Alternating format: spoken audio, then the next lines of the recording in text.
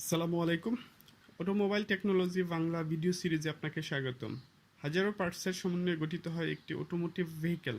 একটি গাড়ির প্রত্যেকটি পার্ট আলাদা আলাদাভাবে কাজ করে গাড়িকে সচল রাখে। কোন পার্ট কী কাজ করে, ড্যামেজ হলে কী ধরনের সিমটম দেখা দেয়, এর ফলে কী কী রিস্ক থাকতে পারে, এরূপ গুরুত্বপূর্ণ বিষয় নিয়ে আলোচনা করা হয়ে থাকে এই ভিডিও সিরিজে। ব্রেক ডিস্ক বা রোটর। চলন্ত গাড়ির ব্রেক পেডাল চাপলে ব্রেক প্যাড চাকার সাথে ঘূর্ণায়মান ব্রেক ডিস্ক বা রোটরকে চেপে ধরে, ফলে গাড়ির গতি কমে যায় এবং থেমে যায়। ব্রেক প্যাডের সাথে ফ্রিকশনের ফলে ডিস্ক বা রোটরের সারফেসে দাগ হতে পারে।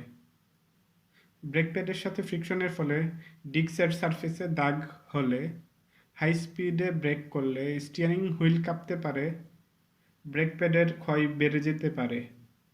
এই পরিস্থিতিতে ব্রেক ডিস্ক রিসারফেসিং অথবা পরিবর্তন করে নিতে হবে।